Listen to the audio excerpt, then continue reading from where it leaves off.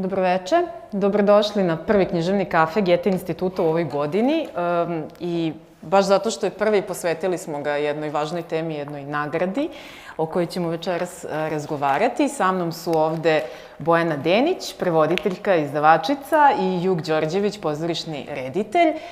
Bojanu verovatno većina ovde poznaje, ona je glavna i odgovorna urednica u izdavačkoj kući Radni sto, a prevodila je brojne važne pisce, važna imena sa nemačkog govornog područja, a Jug je pozorišni reditelj takođe poznat široj publici pozorišnoj u Srbiji.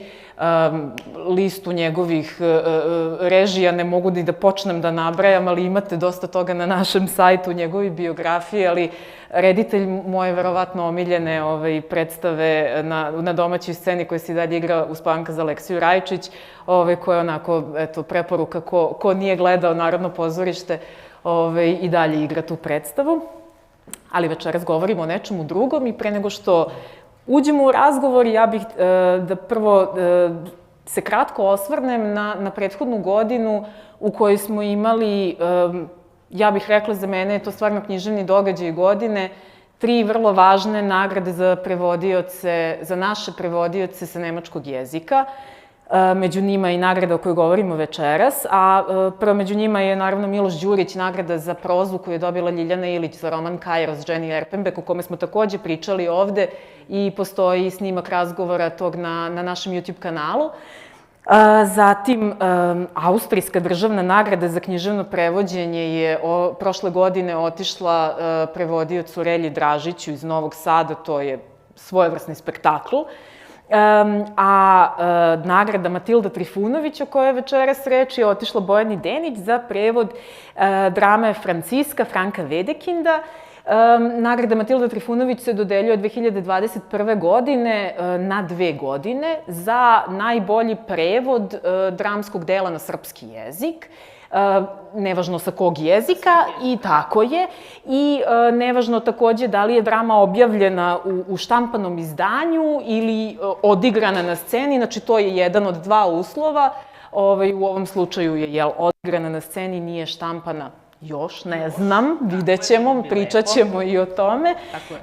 Ali u svakom slučaju, dakle, Bojana je dobitnica ove nagrade. Pa eto sad, onda ću da počnem od Bojane. Znači, šta znači zapravo ovo priznanje za jednog prevodioca, u kom se ti tu društvu nalaziš, s jedne strane kao prevoditeljka koja je dobila ovu nagradu, s druge strane kao prevoditeljka Franka Wedekinda, ko su ljudi koji su ga prevodili do sada? Pa ovako,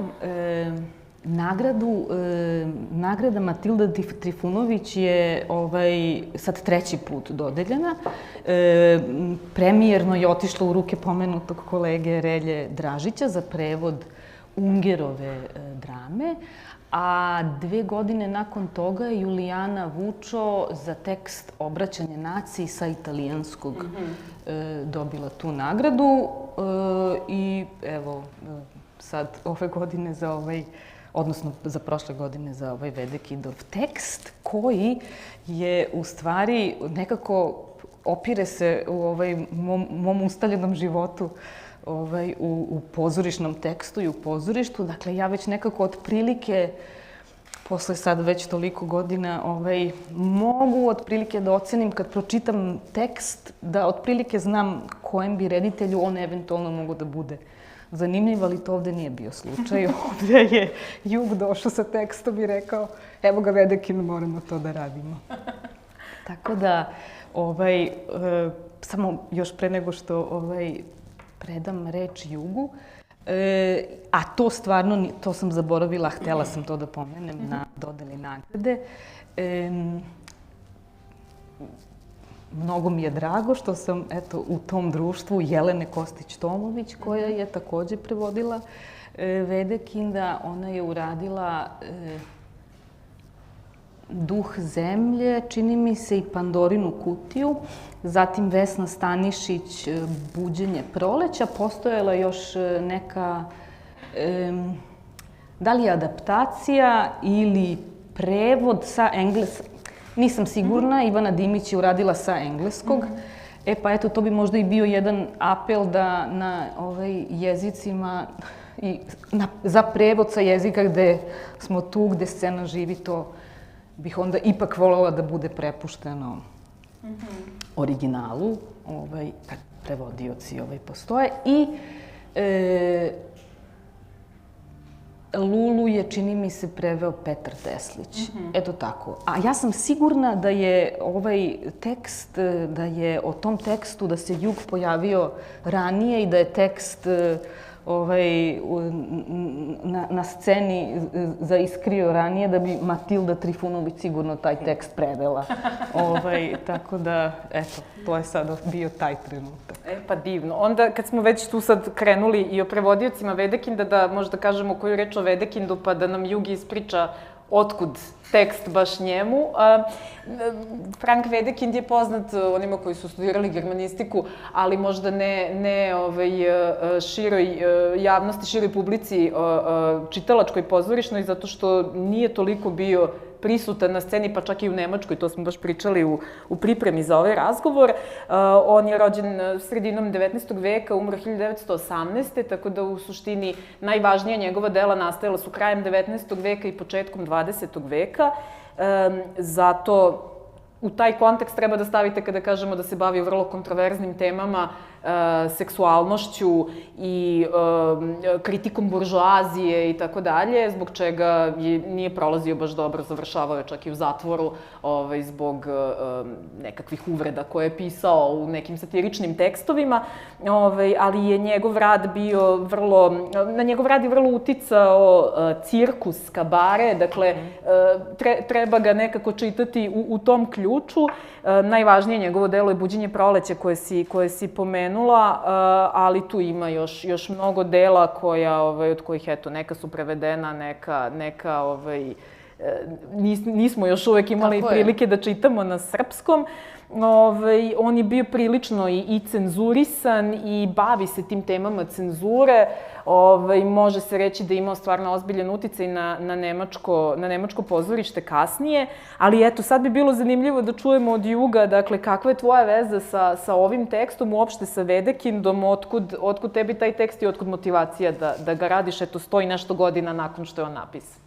Da, pa mislim, uloga reditelja bi trebala da čita puno tekstova. Sad, kako mlađe generacije, pogotovo kad sam ja studirao, mi jesmo čitali, ali nekako uglavnom ono što nam je bilo dostupno na internetu. Međutim, postoji jedan segment biblioteke na Fakultetu dramskih umetnosti koji su drame na stranim jezicima. Ja govorim samo engleski, nažalost ne govorim nemački, ali sam u toj biblioteci, u tom delu biblioteke našao nemačke drame na engleskom i jedna od njih je bila Kralj Nikola Franka Wedekinda. Međutim, to je bila i njegova biografija gde su bile popisane ostale drame, među njima bila i Franciska. I mene je to zaintrigiralo, onda sam kao krenuo da malo istražujem sižeje i shvatio, to je bila ta jedna rečenica koja me kupila, kasnije ću vam ispričati zašto je to bila zabluda, da je to ženski Faust. Mene je samo ta rečenica u tom trenutku kao reditelja pozorišnog nekako privukla. I onda sam kontaktirao svoju drugaricu iz Berlina i pitao da li može da mi nađe tu knjigu. I to je ova knjiga koja je dospela u moje ruke ubrzo posle toga i onda sam ja pokucao na vrata Bojane Denić i rekao, Bojana, samo mi daj feedback, ja nisam pročitao ovaj komad, ja samo znam siže otprilike. Ona je rekla daj mi vremena i onda me pozvala i rekla to je to. To je to. Ima potencijala, radit ćemo. I u suštini smo mi zapravo imali tu Francisku negde u našim dogovorima, međutim, znate kako to funkcioniše u produkcijnom smislu. Ja nisam mogao da tražim od Bojane da to prevede pre nego da znam da će postojati da neko i to plati, taj prevod, jer je to ipak ozbiljan rad. I tu dolazi na scenu Narodno pozorište iz Subotice, drama na srpskom jeziku, a Jelena Mihajlović, direktorka drame na srpskom jeziku, koja je u tom trenutku mene pozvala. Mi smo se našli, ja sam njoj izložio otprilike par nekih drama i stvari koje bih ja radio. Među njima je bila Franciska, ista rečenica i nju kupila, ženski Faust. 100 godina kasnije. 100 godina kasnije i tako je krenula cela stvar. Naravno, kad smo mi to, kad je to Bojana prevela, onda smo shvatili da je Wedekind, pošto je on bio jako uspešan u, kako da kažem, copywritingu, on znao da dobro plasira svoje dela. Ženski Faust je 1/4 ovog jako obimnog komada, to je bukvalno prvi čin, a ima ih 5. I mislim da je i publika tog doba na isti način bila privučena da pogleda taj komad. Jer je bio jako popularan i jako kontroverzan. I izvođenje, da, to inače, referisat ću se, na internetu sam naravno našao skript, Bianca Aime Geriche, ja ne znam da izgovorim, ali Bojana, ti ćeš mi pomoći. Dobro, Gerike Piške. Piške, da. Je napisala taj svoj doktorat o cenzuri u konstrukciji teksta Franciska i on jako nam je pomogla kada smo tumačili delo. I ona piše o tome da je od perioda kad je nastala 1912. do 1930. imala 18 premijera i 469 izvođenja, to je repriza. I da je od tog trenutka do 2000. niko nije izvodio. 70 godina niko nije postavio. To je bilo jedno... Da, kako se to desi? Da, ogromna velika pauza. Tako jedan popularan tekst, ali mislim da to ima veze sa tim da je Frank stvarno pisao za trenutak. Reference koje su u komadu su za publiku tog vremena bile očigledne i krajnje direktne. I svaki čin je priča za sebe i suštinski može da bude predstav za sebe. Žanrovski takođe. Bojana u tome napravila predivnu stvar jer je tako i prevela. Mislim, taj kabare koji je u tom prvom činu, pa postoji ta opereta koja je u trećem činu. Mislim, to je tako jedan pregrš svih tih nekih pozorišnih žanrova i motiva. I da, ona govori o tome, Bianca govori o tome kako je suštinski Franciska nekako možda i kruna njegovog, i zato što stvarno sve te teme koje u ostalim komadima nekako u Francisci su doživjele svoj neki pik. Hoćeš možda malo da nam ispričaš o komadu, zato što je veliko pitanje da li će publika ovde imati prilike da je ponovo vidi, ali da nam ispričaš prvo malo, prosto da znamo o čemu se radi, a onda i da nam ispričaš kako je to teklo sa pozorištem. Da, pa osnovni siže da je to jedna, Franciska je jedna mlada devojka koja ne želi da živi jedan tradicionalan život i nju jedno veče posećuje jedan tajanstveni čovek koji se zove Veit Künz, koji se predstavlja kao predvodnik zvezda i ima svoje osiguravajuće društvo. I onda njoj on obećava da ona može da postane velika zvezda i nudio i karijeru. Onda ona kaže da ona to ne želi, da je ona umorna od toga da bude žena i onda on joj ponudi da je pretvori u muškarca. Ona se oduševi i tu kreće cela ujdurma. Ispostavi se da onda oni kasnije, ceo taj prvi čin je zapravo parodira na Fausta i odlazi u taj, nije podrum kod Franka, nego je... A ovo je Klarin podrum, a referenca na Auerbachov podrum, da. I tu ona kao muškarac upoznaje tu jednu mladu Mauzi koja je pevačica, koja je zapravo radi kao... Zaposlena je kod svog, da kažem, očuha, ne mogu sad tačno koja je relacija, koja zapravo nju eksploatiše na razne načine i Franciska, to je tada Frank, jer ona postaje Frank kada potpiše ugovor s njim, spašava nju, a zapravo je srlja u propast zato što taj njen očuh nju ubije zbog toga. I kasnije ona se, u drugom činu, Frank se ženi Sophie, to je jedna mlada bogatašica koja je očajna zato što je Frank postao velika operska zvezda i misli da je vara. Što je istina, zato što je Frank u vezi sa Veit Künzom i ona održava privid. On kaže da brak može da funkcioniše samo tako ako muškarac ima neku aferu, a žena brine kod kuće. Što je užasno zanimljivo kako on to sve izvrće. Na kraju ona saznaje da je Frank zapravo Franciska i zbog toga se ubije. Tako da svaki čin se vršava jednom tragičnom smrću neke žene. Treći čin je, Frank je sad već velika operska zvezda i oni odlaze kod vojvode von Rottenburga da izvedu njegov komad, zato što je vojvoda jako voleo da piše. Da piše, jako loše. Kako je uspešan je pitanje. I to je isto neka aluzija, konkretno sad ne znam na kog vojvodu, koji je isto tako tada u Nemačkoj voleo da piše komade i da ih izvodi na svom dvoru. Oni to izvedu, tamo se isto sazna da je Frank u stvari Franciska, to bude skandal, oni pobegnu. Međutim, na sceni se glumica ta jedna ubije zbog svega toga, ona je bila ljubavnica vojvode. Imamo to. Treći čin je Franciska, sad ponovo Franciska, velika glumica i ona igra tu dramu koju je Fajt napisao, međutim tu već kreće malo da se odvaja od svega, da zapravo shvata da to više nije život koji ona želi da živi i suštinski se uz pomoć hora nekih žena odlazi iz pozorišta, odlazi od Fajt Kunca i peti čin pratimo nju kao samohranu majku i ne znamo ko je otac, ali po imenu naslučujemo da je to miks Fajt Kunca i tog jednog glumca koji u četvrtom činu sa njom ima aferu. I na kraju oni dolaze da traže odgovor ko je otac, ona njih otkači i kaže to je nebitno. Da, tako da ceo krug od te ideje da se ode, da se izmakne stegama i kritika građanskog morala, posle svih zavrzlama se vrati u neku sličnu formu. Stanje. Dobro, ali je razvojni put je naravno i važan. Zanimljiv. A Juže, možeš li da nam ispričaš onda kako je u stvari to teklo sa pozorištem, jer mislim da je interesantna priča da znamo prosto kontekst i zašto je sad trenutno nema na repertoaru. Pa, Narodno pozorište Subotica, ne znam koliko je publika upoznata, već godinama, mislim sad već 19 ili 20, radi na obnavljanju te velike zgrade u centru.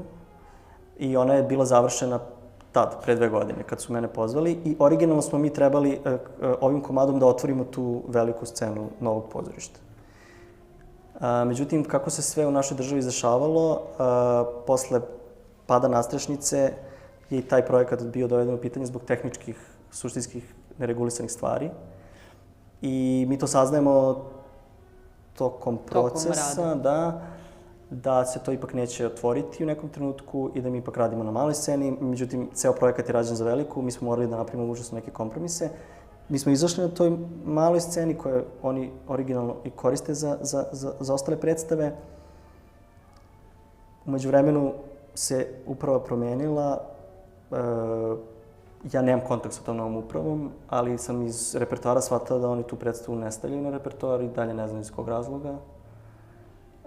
Da, tako da nemam odgovor jer mislim da je to sve kod nas tako proizvoljno u pozorištima. Jedna upravo dođe i kaže ne želim ovu predstavu ili šta god. Predstava je gostovala u Novom Sadu, Srpskom narodnom pozorištu. Trivija je da sam ja užasno kasno saznao za sve to, zato što nisam ni znao.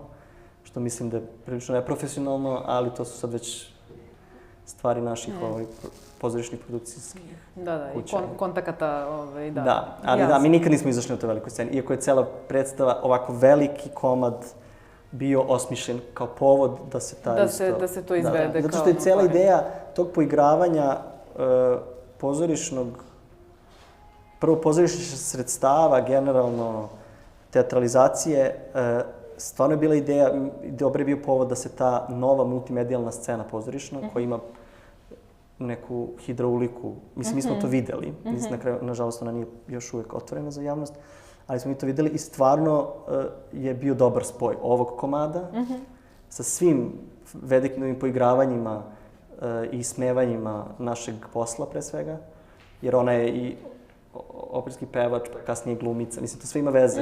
Taj četvrti čin se igra u backstage-u. Malo je meta predstava. Apsolutno je meta. Mislim, pošto ja sin glumice, meni je to sve užasno poznato. I onda bilo mi je žao kad se to nije posložilo, ali... Možda hoće. Možda hoće. Pa vidjet. Izvini, ono što je užasno važno, to sam malo pre rekao kad smo pričali na pripremi, činjenica da mi, ne znam kada je bio poslednji prevod Vedekindov, ali svejedno, ovo je prvi, ovo je praizvedba i činjenica da je Bojana to sad nama ostavila u istoriji, da svaki student režije ili kogod odluči da to radi, sad može da to... Evo, ja sad razmišljam, mislim da je Jelena poslednja uradila Duh zemlje i Pandorinu kutiju, to je Gorčin radio u JDP-u, ali ja mislim da i tome sad već ima više od 20-30 godina, tako da... To je možda onako prošlo kao neopažena stvar, ali to je prilično velika stvar za pozorišnu zajednicu, da imamo Vedekinda na srpskom, novi komad. Sad, mislim, kada si pomenuo to, taj rad prosto sa tekstom za scenu. Mi smo u stvari ovaj razgovor nazvali prevođenje pozorišta, jer želimo da razgovaramo o prevođenju za pozorište i o prevođenju u pozorište na neki način i mislim da bismo mogli da pređemo možda na taj deo, evo možda prvo od Bojane, pošto njeno prevođenje ide prvo u tom lancu prevoda, pre svega kakvo je ovo prevodilačko iskustvo bilo za tebe, s čim si se sve susrela, jer mislim da je ovaj tekst jako zanimljiv, ima zaista različite registre, ima tu parodiju Fausta, ima, mislim, čitav niz stihove, ima čitav niz stvari koje, onako, na koje treba obratiti pažnju. Pa, iz ovoga što je baš Jug fino posložio i rekao, onako iz prakse, ja sam u stvari, a kontra svojoj praksi, uobičajenog krenula od Klarinog podruma. Dakle, krenula sam od parodije, odnosno njegovog Vedekindovog komentara na Faust. I, na primjer, ono što Wedekind u odnosu na Fausta radi, a to si ti pomenuo, to je ta stvarno politička aktualizacija, kabaretska politička aktualizacija, koja je meni bila zanimljiva. Tako da sam odatle onda u stvari preskakala, uopšte nisam prevodila redom, nego sam prevodila tako kako si ga osjećala. Tako je. A onda sećam se da sam to i glumcima na prvoj probi rekla, a onda sam u te strukture i u žanrove i u taj komentar, pa u komentar na razne mitologije, na Bibliju, ubacila u stvari ove razgovorne delove, kao to je došlo da spoji. Dakle, dijalozi su došli da spoje ono, a to je ti i ja, kad smo najpre razgovarali, ja sam bila u fazonu jao, ti stihovi, jao. U stvari, mislim, potpuno se težište teksta se potpuno, naravno, promeni kad čovek krene da ga čita kao prevodilac ili nulti dramaturg, što ja kažem, iz te nule, a to je onda možda sad i ova naša tema. Tako da bilo je, naravno da sam ponovo onda pročitala i Fausta da bih videla šta tu Wedekind radi. Jesi upotrebila nešto od Živojinovića ili si njega nekako konsultovala? Čitala sam, ali nije bilo prostora da se nije se tako preuzimalo. Nisu pomeranja bila te vrste, nego prosto je okruženje, ambijent je takav u kojem je onda Wedekind ispucavao svoje sindikalne, političke, status umetnika, uređenja političkog i tako dalje. Tako da, eto tako. A ono što je, mislim, za prevođenje, za mene, u prevođenju za pozorište različito u odnosu na, to je stvarno to naglas čitanja. Ja sam stvarno sad da razmišljam da evo ovu knjigu koju si mi dala, da je čitam naglas i to je takođe moguće u fragmentima, ali za pozorište to naravno prirodno ide. S tim što je opasnost dvostruka, nekako uspela sam, čini mi se, tokom godina da izoštrim taj osjećaj da probam da čitam to u takvoj nuli, što bi Heiner Miller rekao, jer onda odatle tek vidim, a to, na primjer, u prozi nemam taj motiv, da mogu da osetim to, zlobu, pakost, grotesku i te neke, mogu da osetim te tonove tek kad glasno to pročitam, bez interpretacije, jer ja nisam glumica. Naravno. Ali za sebe i onda snimam, pa mu šaljem i onda kažem ovo ne valja, ovo mora da se menja i tako, naravno, ispravljam samu sebe kad čujem.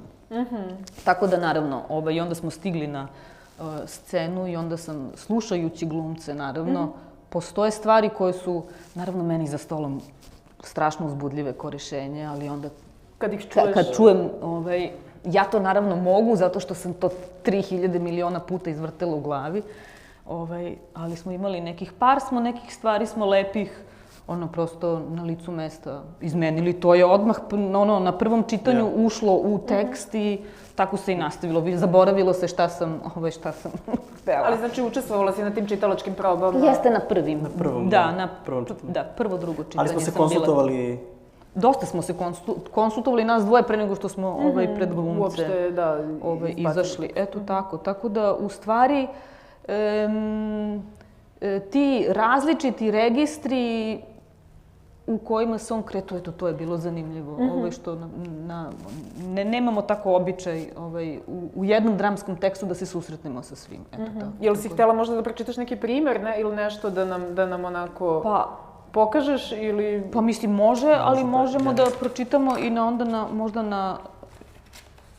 Ja sam samo htio da kažem kako je užasno zanimljivo, meni se nikad nije desilo do tog trenutka da sam ponudio pozorištu nešto što nisam pročitao. I međutim to poverenje koje sam imao u Bojanu, prvo zato što sam čitao i njene romane, a i zapravo i drame, a znamo se iz pozorišta, je stvarno bilo jedinstveno, jer retko reditelj ima priliku da sa kao prevodiocem radi tako direktno na tekstu. I znam da sam ja tad bio spremao neku predstavu u Splitu. Ja sam bio na plaži nekad, kada je Bojana meni pisala. Ali stvarno to poverenje koje sam imao u Bojanu je rezultiralo time da sam stvarno na kraju bio... Kad sam prvi put pročitao, onda sam bio wow. Šokiran koliko toga tu ima. Da, stvarno ima mnogo. I da to je, kažem, trećina parodije na Fausta, a sve ostalo je neko drugo ludilo, pa mislim ta opera unutar tog predstava, unutar predstave, pa taj kabare. To je tako jedan pregršt. Malo me onako uplašilo u smislu da li mi imamo dovoljno vremena da ovo uradimo, jer u tom trenutku već bilo zakazana prva proba. Mi smo sve zakazali malo na slepo, jer prosto tako se u pozorištu radi, morate da organizujete malo unapred sve stvari. Međutim, ansambl Narodnog pozorišta iz Subotice je jedan od najboljih ansambla koje mi imamo u Srbiji. Oni su i svirali na sceni i pevali i glumili. Znači, to je njih... Moram da prebrojim. Pa, 15. Da. 4, 6, 10, 12. Da. Njih 12 igra u predstavi i imamo još jednog korepetitora na sceni, pošto su i muzičari, glumci i uskakali i svirali u bendu. Nevena Glušica koja je stvarno na tekst Bojanin komponovala i taj kabare i tu operu, to jest operetu koji isto glumci izvode. Mislim, stvarno, svi moji strahovi da nećemo stići da to napravimo su pali u vodu već prvoj ili drugoj nedelji kad sam shvatio koliko su oni spremni na to. I da, isto moram sve njih da pohvalim naravno, ali Minju Peković, prvakinja njihovog pozorišta koja je igrala Francisku, koja je svirala čelo, svirala flautu, pevala operetu. A šta od toga privatno u životu zna da radi? Flautu zna, a čelo je krenula da uči. Za predstavu. Za predstavu, da. Genijalno. I onda je to Nevena nazvala production value i sve to smo iskoristili.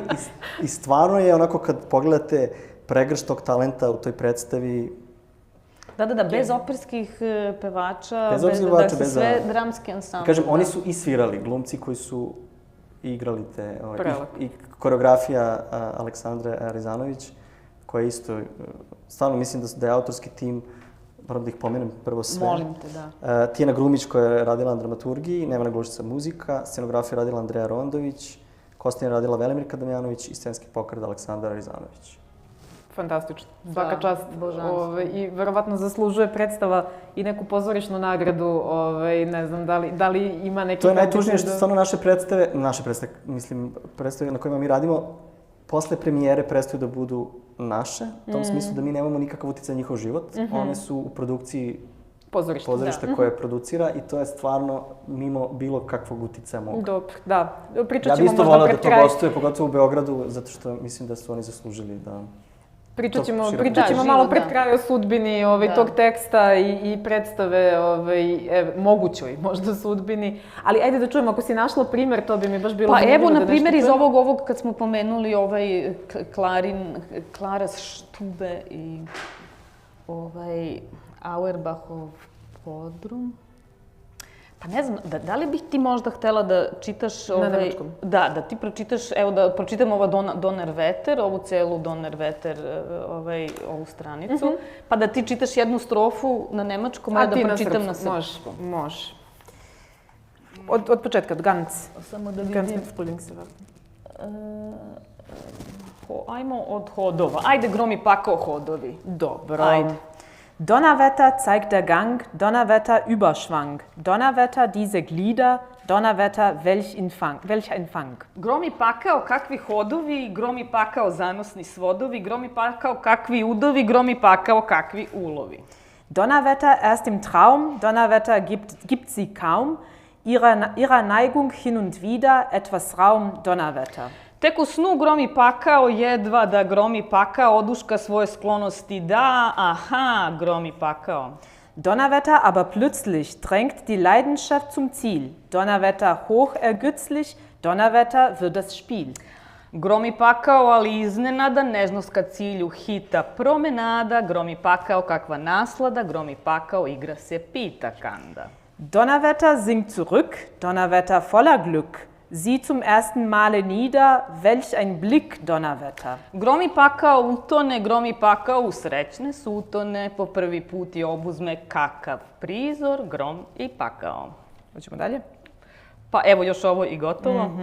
Juhai, hallo, wie fühlt die Maid sich froh? Hallo, Juhai, in ihres Lebens Mai. Juhu, uja, ujica, kakva srećna curica, uja, ujica, juhu u majskom u majskom životnom ruhu. Bravo.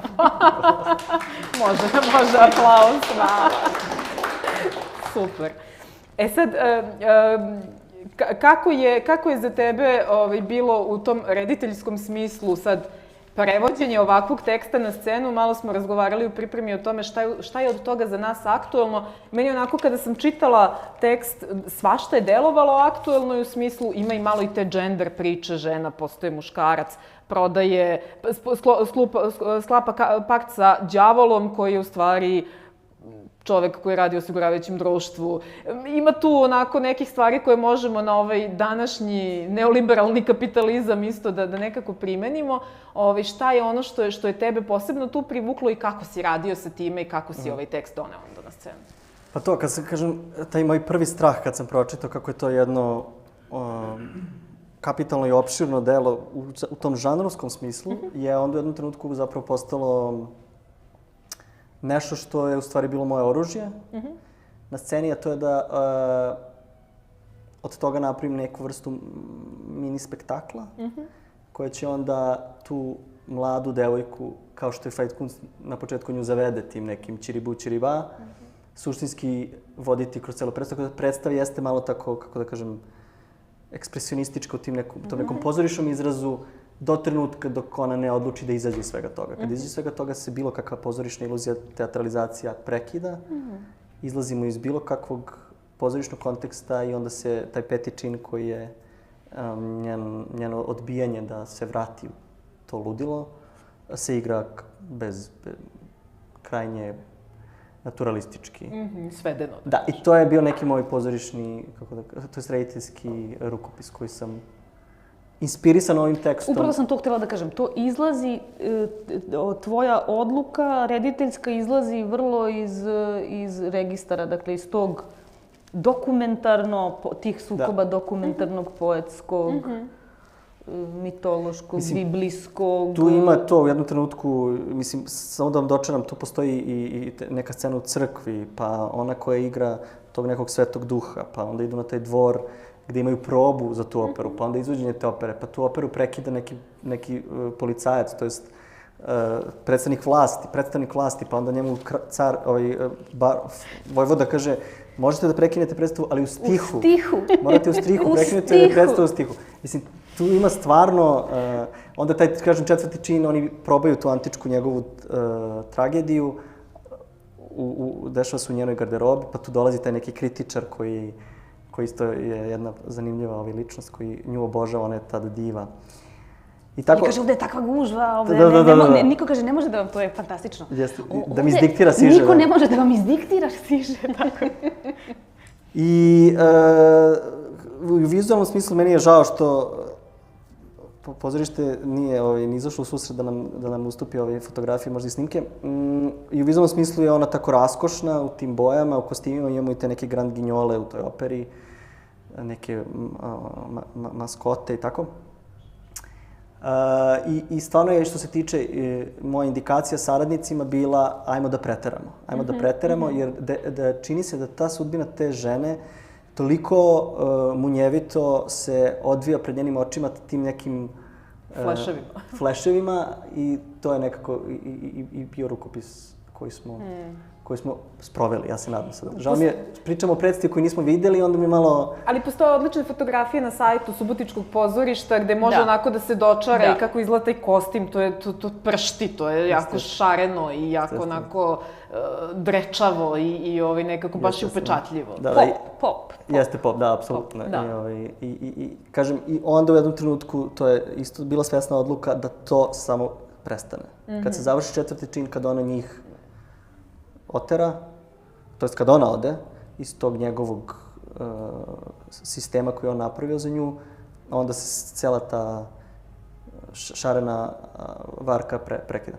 U stvari se rasprši se taj njen san. Da, nema više tih svetala i svega toga što je I uvršno zanimljiv taj hor tih, to je hor u četvrtom činu u antičkoj tragediji koju je napisao, hor nekih žena, koje s vremena na vreme, vi samo njih čujete, on provejava i jedino Franciska registruje taj hor kao nešto užasno važno. To je stvari njen poziv da ona ode.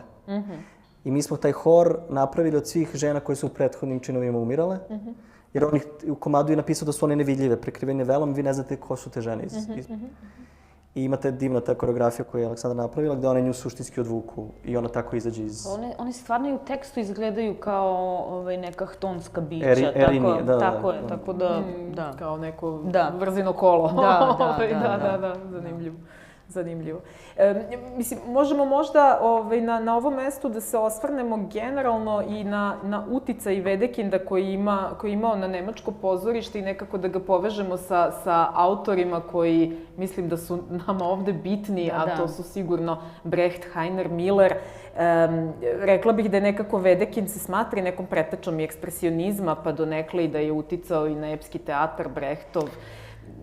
Tu ima dosta poveznica, možda možemo u tom smislu da napravimo. Da, ako mogu da izvučem jednu tu epizodu iz nemačke pozorišne istorije, a ja sad samo, kao što sam i malo pre, moram da poslažem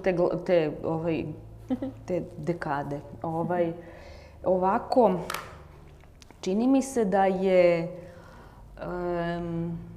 To je sve naravno u duhu i u tradiciji Brehta. Tragelen je, a Tragelen ima veze sa Heinerom Millerom, pominjali smo ovde kad je Heiner Miller završio na ledu. Tragelen je takođe režirao te predstave, tako da smo to već pominjali. Dakle, taj reditelj je u pitanju i on je u razgovoru sa Ruth Berghaus, tada upravnicom berlinskog ansambla, 70-ih postavio, da li tu negde, 74. 5. 6. Buđenje proleća. I ono što je sad pozorišnim žargonom zanimljivo, dakle, Buđenje proleća, sam rekla da je Buđenje proleća? Jeste. Buđenje proleća, da su đaci podeljeni bili, dakle, uloga đaka je pripala đacima, pravim đacima koji nisu glumci. Dakle, eto nas kod Brehta u Brehtovom Lehrstücku, u poučnom komadu. A na toj produkciji je Einar Schleff učestvovao, mislim da je asistirao Tragelenu, i ono što se u Buđenju proleća pojavljuje kao zametak hora na način koji je onda Schleff to napravio i razvio u svoj pozorišni, praktično, prepoznatljivost svoju. To je taj hor koji onda posle kod Jelinek, na primjer, to se često referira. Hor u pozorištu u komadu Sportstück Elfriede Jelinek koju je Schleff radio. Tako da je to linija. To je ta lepa veza. A sad ovo što si pomenuo, to možeš da mi daš i to sad, da me otpustiš, ali u stihu. Ja mislim da bi to, to je na Heiner Miller se na to sigurno, bi se na to lepo nadovezao. Dakle, u njegovom viđenju da je utopijski trenutak teksta u njegovoj formi, a ne u njegovoj sadržini. Tako da možemo to da vratimo i na prevođenje. Dakle, nije nam ni prevod, dakle, da vrtimo rečnike, što rado radimo i uvek radimo i kad ne prevodimo. Dakle, to pomeranje, to što je iza teksta i to što je oko teksta, je ta utopija forme koja naš posao čini ovako uzbudljivim. Ja bih samo da se vratio na tu prvu čitaću probu na kojoj je Bojana prisustvovala, jer to prevođenje za pozorište je suštinski, ono dobije taj 3D onog trenutka kad to glumci pročitaju. Možemo ti ja to u sobi da radimo do prekosutra. Da, do prekosutra da se mi dopisujemo, ali kad su to glumci prvi put pročitali, mi smo tad čuli sve to, čitali smo mi kod sebe, ali to je poseban osjećaj kad čujete sve te stvari koje je Bojana prevela, a mi nekako osmislili da ih uradimo. I sećam se tog isto njihovog, kasnije kad smo ušli u proces, onda sam ja njih malo pitao kako su se osjećali posle tog prvog čitanja. Oni su svi imali isti, sličan doživljaj, a to je da im je užasno bilo uzbudljivo, ali da nisu znali kako se to radi. Jer je to, kažem ja, prvi put to je bujica svega. I to je užasno mi je bilo zanimljivo da kako smo onda prolazili kroz tekst, raščlanjivali ga, kako su oni to osvajali i na kraju je stvarno, mislim, i njima sve bilo, našli su svojim sredstvima glumačkim kako da to što im je bilo uzbudljivo na prvoj čitaću zapravo donesu. Jer to je najvažnije. Mislim, ja i dalje verujem da je glumac, taj trougao, glumac, pisac, reditelj, važan. Nekad se jedan od tih izuzme, pa desi se pozorište i bez toga, ali ja u moje pozorište verujem kao takvo. I mislim da je ovaj komad i ova predstava pokazatelj toga. Da je taj tekst sa spojem glumaca koji mogu to da donesu i reditelj koji to kao nešto osmislio, bude uzbudljivo. Kao nešto. Pa dobro. Možda bismo mogli sad da se nekako pozabavimo sudbinom ovog teksta, šta dalje sa njime. Da li postoji neka namera da se on objavi, da li, s obzirom da je dobio tu nekakvu nagradu, mislim da zaslužuje zaista da bude i u štampanoj formi prisutan, a sad čuli smo da ti nemaš puno uticaja Juže na sudbinu same predstave, ali da, kao... Pa za sreća na sceni, na izdavačkoj sceni je ta da su se u poslednjih par godina su se pojavile biblioteke čitave pri izdavačkim kućama koje se stvarno ozbiljno i isključivo kad bave pozorištem. Naprimer, Srebrno drvo je napravilo ovu divnu ediciju Papirna pozornica, u kojoj ti na to nisam skrenula pažnju, sad skrećem. Tu ima stvarno i savremenih autora. Fantastičnih i nemačkih i sa drugih jezika, tako da to preporučujem pažnji možda. Sećam se da smo Jelena Kostić-Tomović i ja u tim naporima koji su zaista paralelno tekli, eto kao jedna nota o neodustajanju, dok se nije desila ova trotomna antologija savremene nemačke drame u Ceptoru. Ja mislim da je 10 godina smo to, 10 godina smo pokušavale i nije uspelo ovde, i nije uspelo onda, i nije uspelo ovde, i nije uspelo onda. I dobro, i onda se nazve tako dobro, ajde proba. Dakle, to je doživelo takve metamorfoze i toliko neuspeha da smo mogli da odustanemo 100 puta. Ali eto, do kraja se ipak desilo. Ta antologija je pokrila nekako baš velike ponore koje smo imali u recepciji dramske književnosti.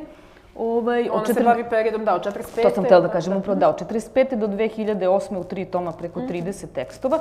Te tako onda malo kad ne ti, ali kad dobijem pitanje, pa šta? I ja kažem, eto, onih 30 tamo drama, koje zaista kako da vam kažem, od predstava koje će tematski prvo pokrivaju raspon, da li od monodrame, duodrame do celog ansambla, mislim, ceo kosmos je tamo. Tako da, eto, to najpre treba čitati.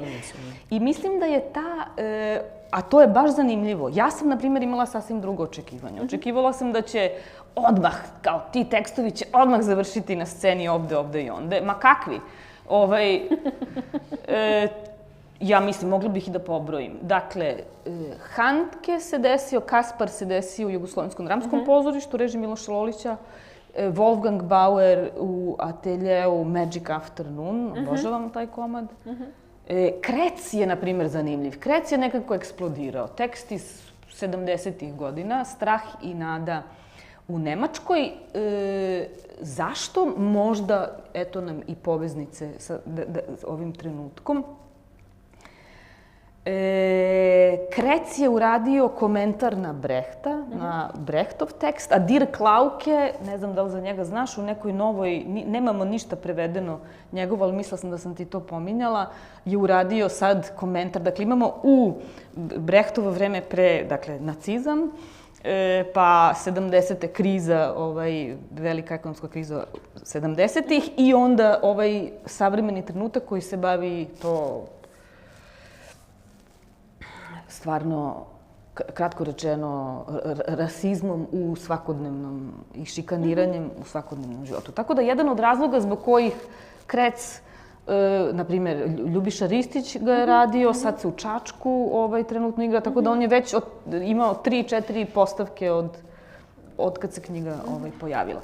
Ali ono što je uradila, što je još važnije možda, jer ostaće, sad će ostati, pa će se čitati, pa će se raditi, evo, dobroveče, je baš to da su se drame ponovo čitale. Dakle, ta dvostruki identitet tog teksta koji je namenjen za čitanje, ali onda i za scenu, da je antologija na tome dosta uradila, da su se drame čitale, više su se čitale nego što su se izvodile. Tako i više se o njima pisalo nego što, ali dobro polako, to je sad prosto tu, pa ponuda je velika. A sad sam izgubila to. Imala sam neku nit sa Brehtom, osim ove, ali dobro, nema veze. Zato što mu je bio rođendan? Jeste. Dakle, ovaj razgovor je trebalo da se desi juče na Brehtov rođendan. On je krivac što nije. Tako da dužan nam je jednog Brehta. I u prevodu Maje Matić, ako je moguće, Bala, pošto taj prevod Brehta je... Dakle, ja kad sam taj prevod pročitala, ja 4 dana nisam mogla da spavam. Od uzbuđenja.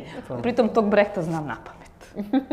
O tom originalnom jeziku. Tako da Maja hvala na tom božanstvenom poslu. To je bilo u vreme korone, baš pričale smo Maja i ja o tom prevodu u virtualnom književnom kafeu na Instagramu. Postoji još uvek snimak na internetu ko to želi da pogleda. Ali da, zaista očekujemo jednog Brehta. Tako je, dužan si nam Brehta, tako je.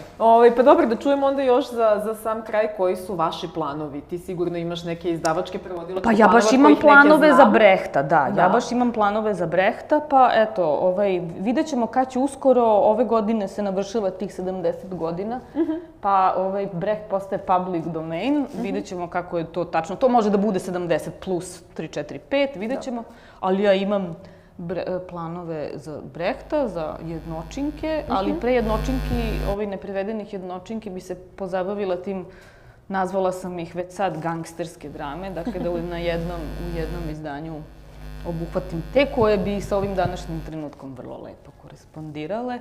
Sprega politike, kriminala i svega aktualnog. Svega aktualnog što ne da. Dakle, gangsterske drame i poeziju bih voljela pa ćemo vidjeti. Brehtovu, jel? Da.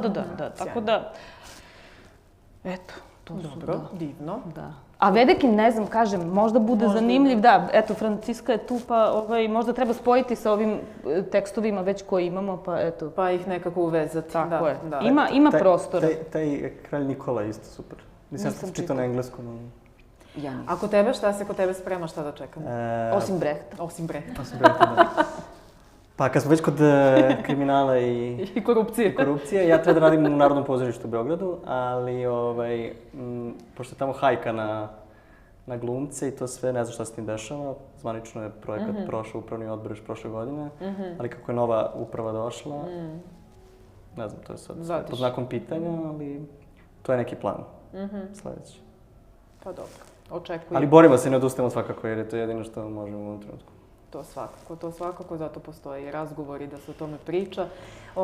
Možda bih sad otvorila razgovori za publiku, ako ima pitanja iz publike, samo bih zamolila da od mog kolege uzmete mikrofon da biste se čuli i na streamu, da ne bi publika na internetu ostala bez konteksta. Ako ima pitanja, možete slobodno, ali ako nema, mi nećemo insistirati na neprijatnoj tišini, svakako. Ima pitanje, možeš samo... Ovako, na dosta pitanja sam već dobila odgovor zahvaljujući Biljani u toku samog razgovora. Najprej hvala i čestitam Bojani na nagradi, još jednom ovako i uživo i hvala na otvaranju, mislim, ovako velike teme tog književnog pozorišnog prevođenja, jer nekako, evo i moje nekako doprovodilačko rađanje je bilo baš jednom predstavom Torstena Burgsteinera još 2017. Znam, za Bitev, kako ne? Za Bitev, to sam jeste. Znam. Da, u režiji Jane Maričić, to je bio moj prvi prevod, inače, kada je književnost u pitanju, pa to je bilo onako meni, ja ne znam, interesantno, ali izazovno, jer upravo to kako da bude govorljivo na sceni je nešto s čim sam se prvi put susrela, jer sam krenula onako prilično naivno u to sve i kasnije naravno sledile su te konsultacije, tako sa Janom, kako to, izmena i tako. Tako da mi je ovo bilo baš interesantno, jer znajući Francisku, imam pitanje baš za tebe, kako izgledala ta adaptacija s obzirom na to koliko likova ima sam komad, mislim, odgovorio si na dosta toga, ali me zanima prosto kako je to, sam taj proces, mislim, sužavanja jeste izgledao. I koliko je to trajalo, mislim, sam sa sobom, koliko je trebalo vremena zapravo da se to dovede, da se to izvede na scenu, u smislu pre te prve probe i tako. Hvala ti na ovom pitanju, zato što ja sam u svojoj karijeri do sad dosta praizvedbi radio, pogotovo domaćih pisaca, mladih. I uvijek sam se trudio da to što manje adaptiram, zato što je to prvi put za publika to čuje na sceni.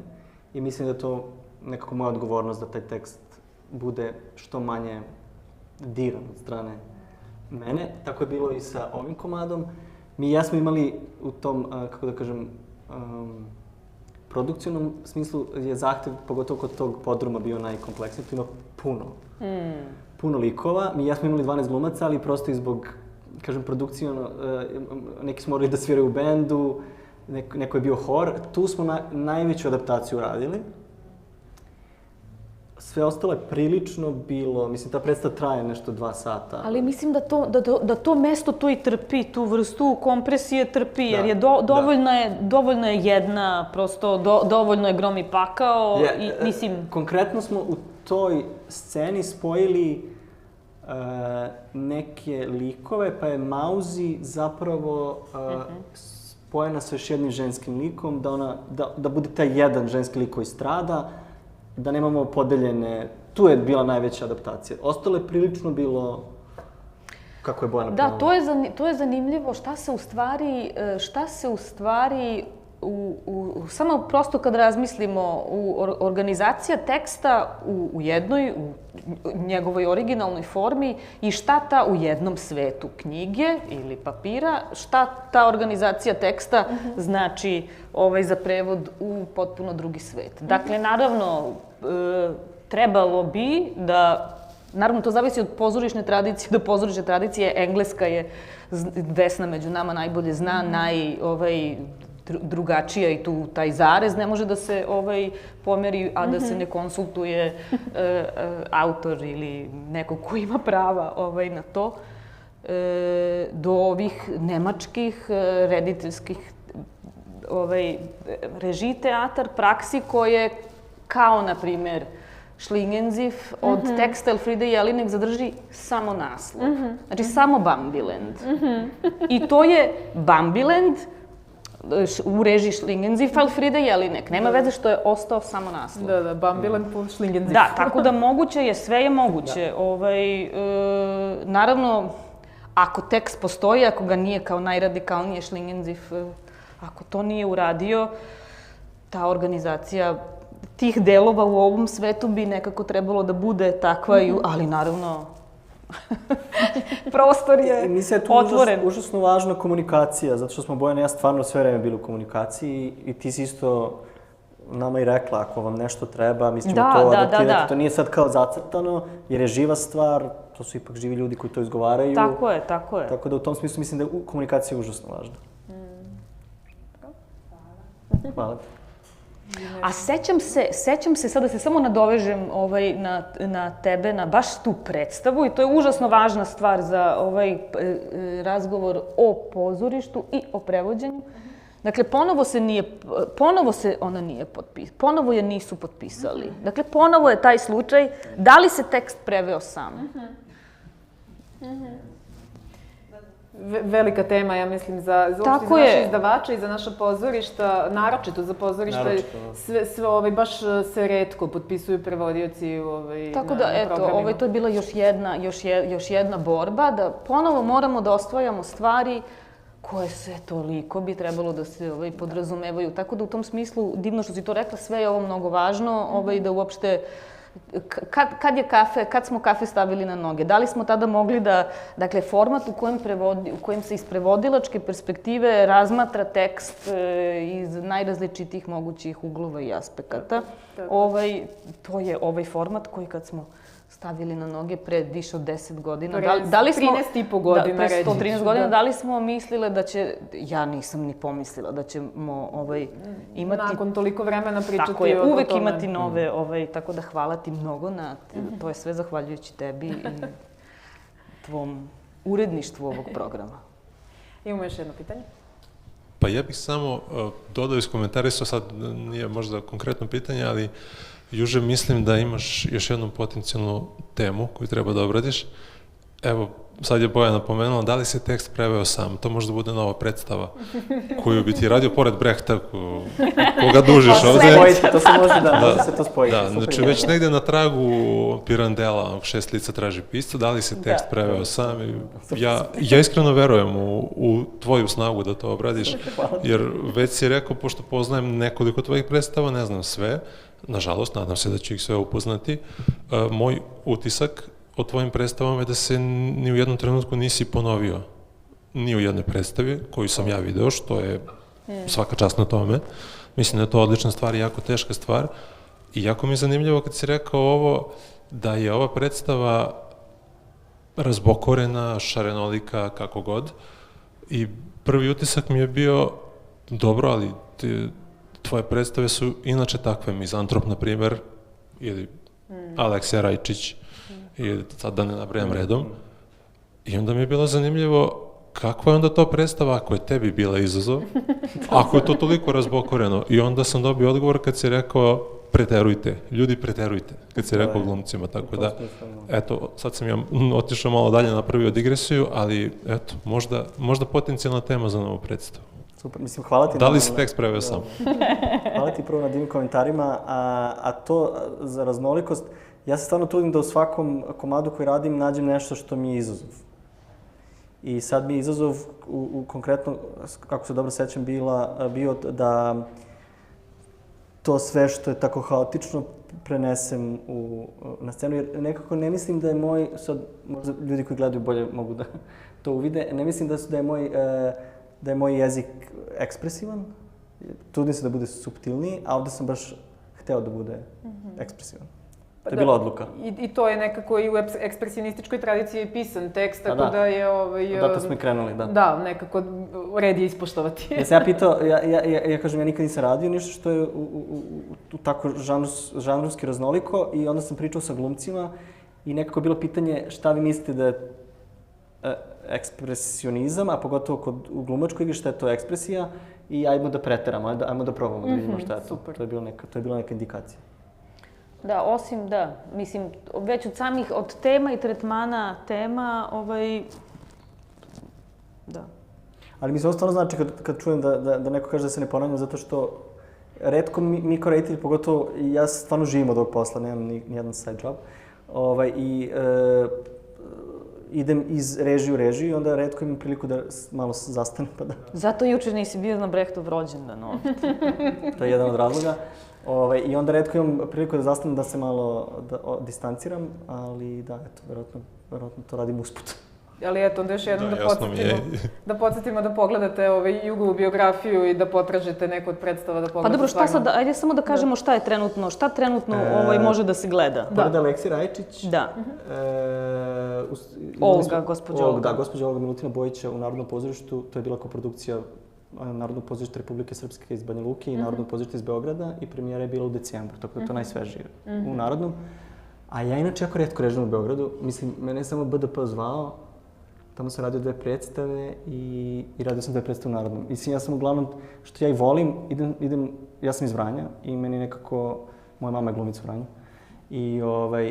I baš volim da radim u pozorištima van nekih centara i mislim da tamo ima divnih ljudi i postoji to jedna produkcijna stvar, a to je da u pozorištu, na primjer, ne znam gde se radi, u Vranju, u Nišu, u Kraljevu, vi stvarno možete da imate pa čak i 2 probe dnevno gde su svi glumci na probama sve vreme. To je za proces užasno dragoceno. Ja to u Beogradu, ja nemam puno iskustva u Beogradu, ali ova predstava nikad ne bi ovako mogla da se napravi u Beogradu, zato što 12 glumaca, da svi budu sve vreme na probama, mi smo imali duple probe u Subotici, oni su svirali i pevali. Znači, to je iziskivalo i igrali. To su 3 probe dnevno u smislu. Jedna je glumačko-rediteljska, muzička, plesna.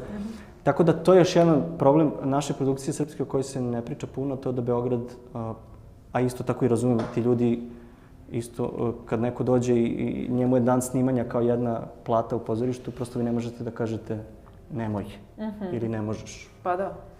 Tako je uređen sistem, ali znamo i sisteme koji nisu tako uređeni, nego su uređeni drugačije, pa o tom potom. Da. Kad kažeš, samo nadovezat ću se još jednom, kad kažeš i igranje i pevanje, sviranje i tako dalje, zanima me koliko je onda to prevođenje? Pošto, ne mislim bukvalno prevođenje, tema je prevođenje pozorišta u pozorištu i pozorište je svojevrsno prevođenje, glumci verovatno prevode, što bi Bojana rekla, organizuju tekst u prostor ili ne znam kako, onda koliko tu ima prevođenja u toj tvojoj predstavi, prevođenje teksta u prostor, reči u muziku, muziku u reči i tako dalje.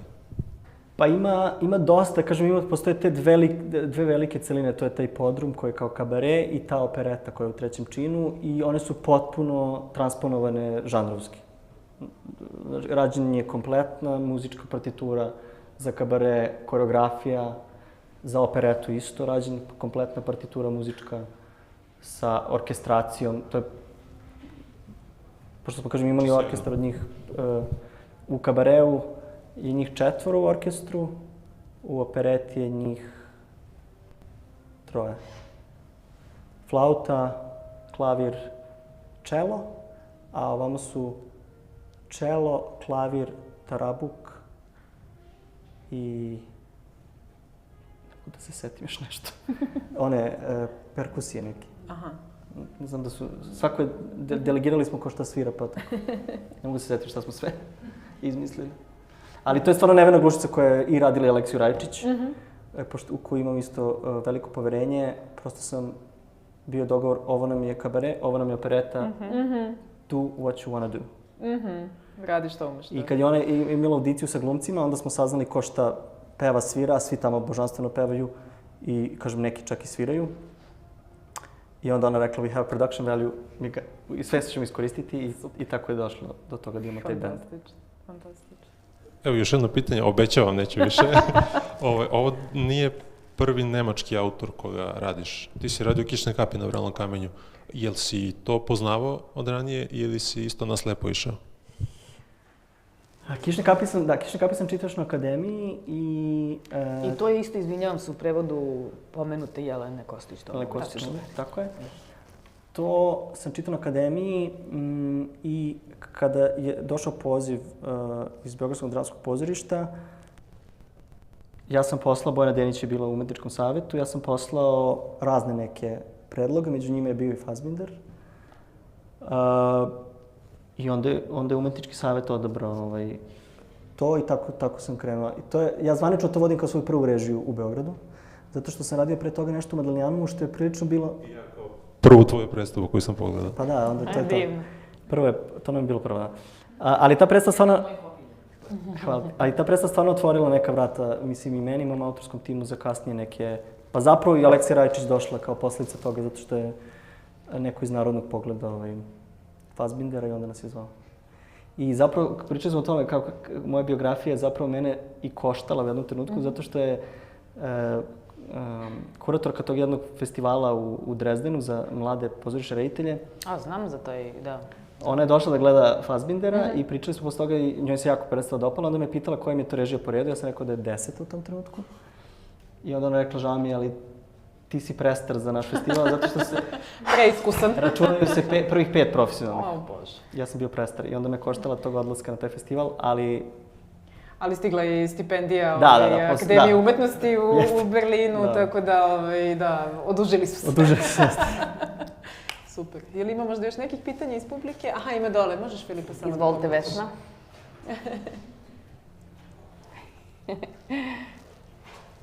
Hvala što si došla. Dobro veče. Malo je bez veze. Ja sad kao došla sam pre 10 minuta, a sad međutim kao došla sam tako kasno zato što sam upravo radila... Idem iz pozorišta. Tako je. Radila sam redakciju jednog prevoda upravo. Kog? I garderobera Ronalda Haruda koji treba da počne da se radi i došao mi je prevod koji je kao malo pogleda i međutim, tako je. I mislila sam da ću završiti, da ću stići na početak, međutim, ne lezi vraž. A morala sam danas da ga pošaljem. Htela bih da se vratim samo na, da ipak referišem na ovo što sam prisustvovala, a ne na ovu priču o tome da li se tekst preveo sam, kao i na ovo da prevodilac nije, tu postoje dve stvari. Prva je u komunikaciji, kao što je pomenuto, znači mora da postoji jedna komunikacija i drugo, postoji što malo kod nas, nisam sigurna da li je to stvar, ali mislim da se i to menja. Prevodilac mora malo i da zahteva, kao što zahteva svaki drugi učesnik, znači nikome ne padne na pamet da ne potpiše kompozitora, na primer, ili izbor muzike, isto tako prevodilac, znači to zaista nigde se ne dešava da se to ne potpiše, a prevodilac isto tako mora da reaguje. A druga stvar jeste to da postoji, kada je reč o pozorištu i o prevođenju za pozorište, mora se biti svestan jedne hijerarhije. Znači ja koja sam i prevodilac i dramaturg, onog trenutka kad završim prevod i kad kao dramaturg uzmem postajem svesna da neke stvari ne mogu da budu takve, jer su ili neizgovorljive, ili, znači ja moram kao neko ko je sama sebe, moram na neki način da kanališem. Ako to nije jedna osoba, onda se mora sa tom drugom osobom, ne može se tek tako menjati. Mora se iskomunicirati, mora se reći meni bi ovde više odgovaralo ovako, da li je to okej, ako jeste, može, ako nije, zašto nije. Mora se imati jedna, jer pozorište je živa stvar i svi učesnici su zapravo u službi predstave. Predstava mora biti iznad svega. I reditelji u službi predstave, i glumci su u službi predstave, i prevodilac, i pa do... Znači svi doslovno, i to se mora biti svestan. I u tom smislu je ta komunikacija zapravo ključna. Jer evo sada, pre nekoliko dana počele su probe Richarda II. U režiji Borisa Liješevića i postoji sada jedan deo gde sam ja sada i dramaturg zajedno sa Fedorom Šilijem, ali sam i na neki način konsultant sada za engleski i za Šekspira. Postoji jedan deo koji je...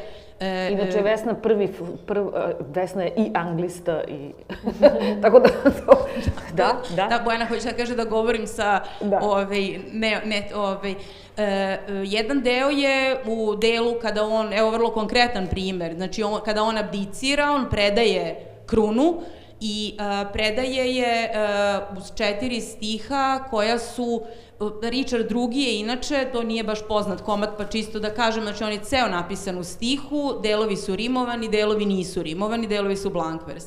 Taj deo abdikacije je u 4 stiha koja su ne samo rimovana, nego imaju iste početke, jer kada se to izgovara naglas, dobija se utisak ritualnosti, obreda.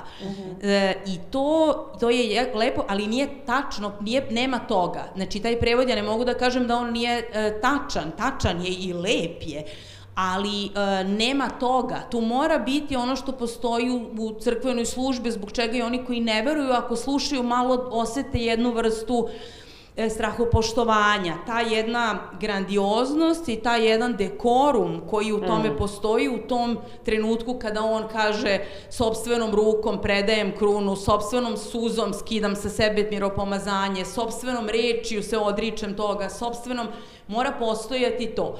I sada ja ne mogu da kažem, ali ne mogu ni da pređem preko toga i moram, znači ja se tu osjećam dužna prema svom zanimanju i prema prevodilaštvu, prema engleskom kao izvornom jeziku koji to traži, prema Šekspiru koji to napisao iz tačno određenog razloga i to je jasno, ali se osjećam i kao dramaturg dužna da kažem ovaj prevod, ova 4 stiha mora mu se naći druga forma, jer je forma ovde važna. Tako je, tako. Da bi se osjetilo to, da se kada on to izgovara, da se u publici ljudi naježe, jer to jeste poenta tog dela. Tako da mora da postoji, to ne znači da ako ja budem sada ta 4 stiha, predo ću ja biti potpisana kao prevodilac, to se isto mora reći, znači postoji nešto što je prevodilac, postoji nešto što su sugestije, ne može svako ko ima dobro rešenje ili dobru ideju biti potpisan kao prevodilac, jer nekad neko ima i ideju rediteljsku, ne bude potpisan kao saradnik reditelja automatski, nekad i glumac ima.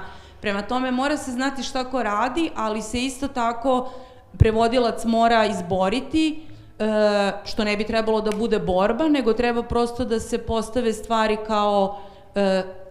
kao što i kompozitori postavljaju. To je prosto tako. To je moj autorski rad, to kao što se plaća, tako se i potpisuje.